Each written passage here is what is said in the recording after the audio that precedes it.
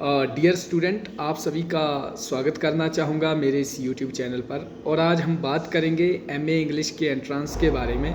जी हाँ, सबसे पहले आपको बता देना चाहता हूँ कि हिमाचल प्रदेश यूनिवर्सिटी शिमला का जो एमए इंग्लिश का एंट्रेंस होता है एज़ कंपेरेटिव अदर यूनिवर्सिटीज़ थोड़ा सा डिफ़िकल्ट होता है।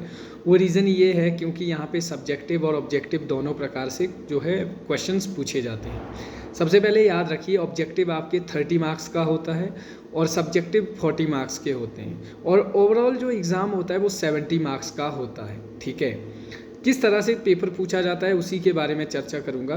होपफुली आप लोग जो है इस वीडियो को पूरा देखेंगे, क्योंकि इससे पहले भी मैं काफ़ी वीडियोस बना चुका हूं, लेकिन अनफॉर्चुनेटली मेरा वो यूट्यूब चैनल बंद हो चुका था, जिस कारण से जो है अब मुझे नई वीडियोस बनानी पड़ रही है। तो बात करते हैं, जो लिटरेचर है वो आपका 20 मार्क्स का पूछा जाता है। कुछ भी मान के चलो, जो 20 मार्क्स है उसमें आपको लिटरेचर और जनरल ऐसे पूछे जाते हैं। और जो 20 मार्क्स है वो आपको लिटरेरी टर्म्स पूछी जाएगी। Each literary term carry 5 marks.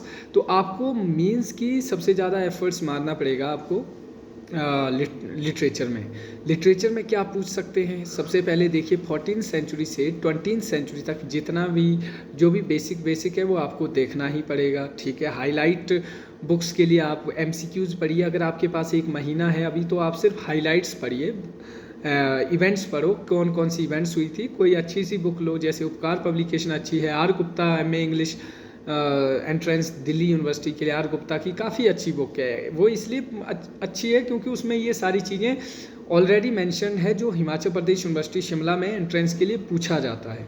और दूसरी बात आपको बता देना चाहूँगा, जो आपका जनरल ऐसे है वो तो जनरल ही है, वो किसी प्रकार का भी पूछा जा सकता है। हालांकि मैं सारे क्वेश्चन डिस्क्रिप्शन में डाल दूंगा कि क्या क्या पूछ सकते हैं आपके ऐसे में, और क्या क्या लिटरेरी टर्म्स पूछी जा सकती है, आप डिस्क्रिप्शन में देख सकते हैं।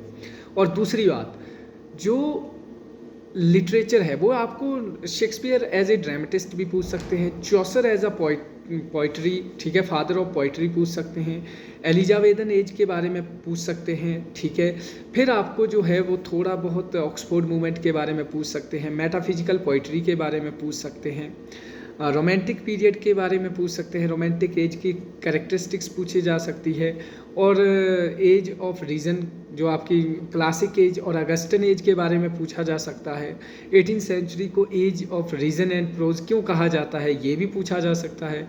Wordsworth as a nature poet पूछा जा सकता है आपको, और आपसे फेवरेट पोइट भी पूछ सकते हैं, आपसे फेवरेट नॉवलिस्ट भी पूछ सकते हैं, आपसे फेवरेट आपका ड्रामेटिस्ट भी पूछ सकते हैं। तो ये बात याद रखना, जब भी आप एग्ज़ाम में लिख रहे हैं एक बात की गलती मत करना कि आपसे पूछा जा रहा है कुछ और आप कुछ लिख रहे हैं। इससे आपके फुल मार्क्स कटने की जो है वो 100% पॉसिबिलिटी रहती है।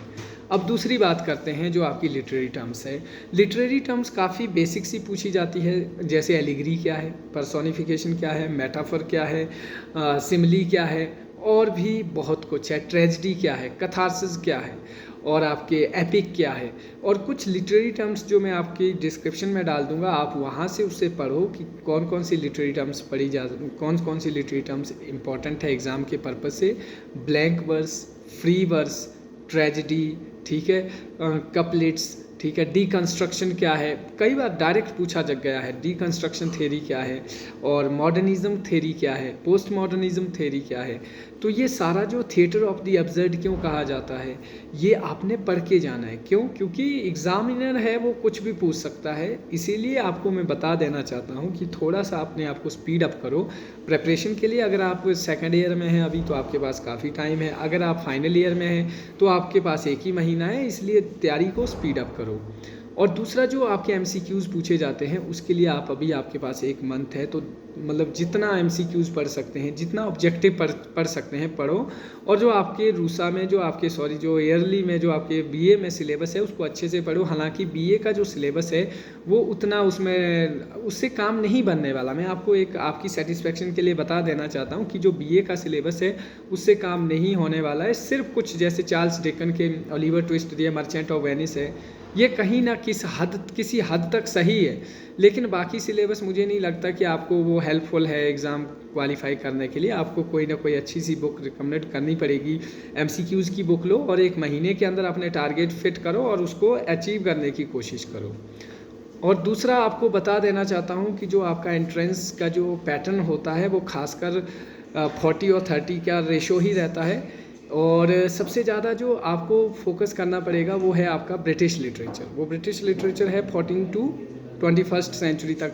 इंडियन लिटरेचर को भी फोकस करो, और मोस्ट प्रोबेबली जो आपका एग्ज़ाम में पूछा जाता है वो यही है, ब्रिटिश लिटरेचर, जो आपको ज़्यादातर वहीं से ये पूछते हैं। और मेन जो आज बात करने का मेरा जो पर्सपेक्टिव है, जो मेरा मोटो है आपके साथ, वो है कि आप अपने सब्जेक्ट के प्रति कितने ऑनेस्ट हैं। आप अपने अगर लिटरेचर में अगर आप आना चाहते हैं तो कितने आप सीरियस हैं। सिर्फ ये एक सब्जेक्ट इतना नहीं है कि आप लोग सिर्फ आए, पास हुए, निकल दिए।